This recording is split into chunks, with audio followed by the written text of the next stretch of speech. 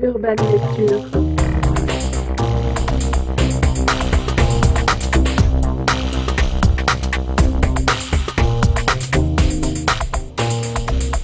Urban Lecture.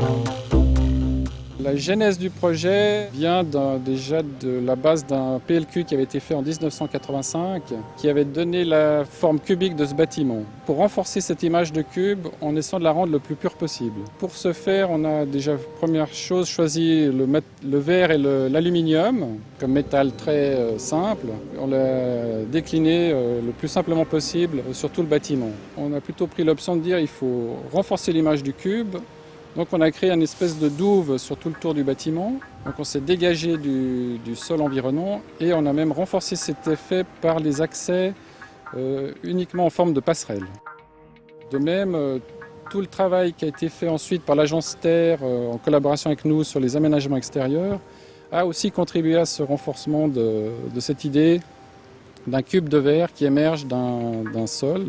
Donc là, l'agence Terre a, elle, carrément pris une option d'opposer même les matériaux, puisqu'elle a choisi de déposer sur le sol de larges bandes d'acier cortène, qui n'avaient jamais été fait non plus jusqu'à maintenant. C'est une idée nouvelle. Le contraste de l'acier cortène avec l'aluminium renforce encore notre idée première de cube émergeant du sol.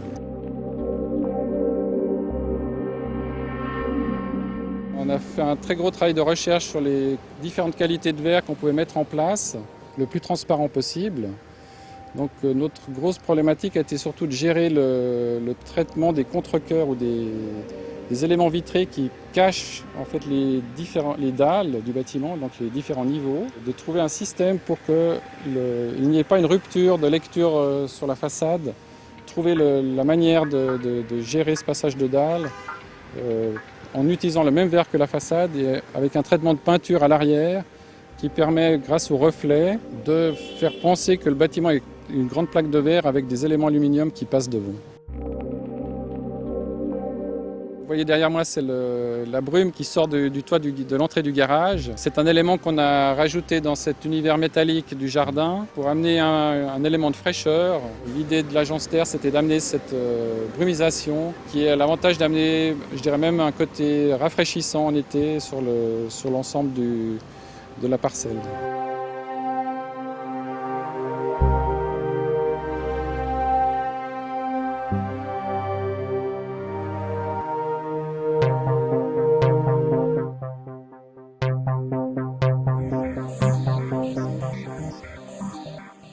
L'idée d'éclairage de façade qu'on a mis au point avec Simon Simos, qui est architecte éclairagiste, qui a porté cette idée de mettre de la couleur sur les façades la nuit, tout un système de lumière avec des tubes néons alimentés par des variateurs électroniques, ce qui permet de créer presque une palette de peinture sur ce bâtiment, puisque chaque fenêtre peut avoir une couleur individuelle, chaque fenêtre peut avoir sa couleur propre, c'est-à-dire on peut très bien faire passer du bleu au rouge, au jaune, toutes les couleurs de l'arc-en-ciel, je dirais presque illimité, puisque chaque fenêtre a toutes les possibilités et on peut combiner toutes les fenêtres comme on en a envie, puisque le système est entièrement piloté par informatique.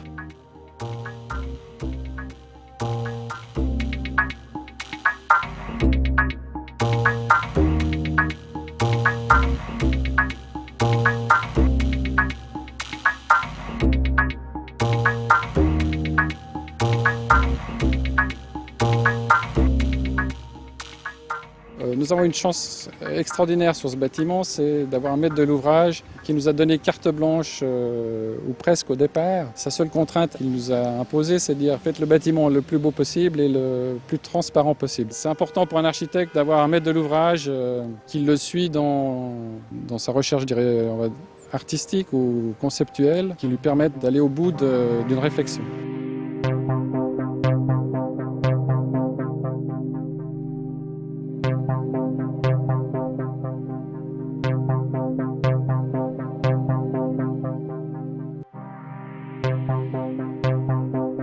Moi, je peux dire que c'est un des plus beaux bâtiments que j'ai réalisé à Genève. Au bureau, on est très très content de cette réalisation. On a réussi à donner un côté très fin et très esthétique au bâtiment, malgré sa simplicité. Urban Lecture.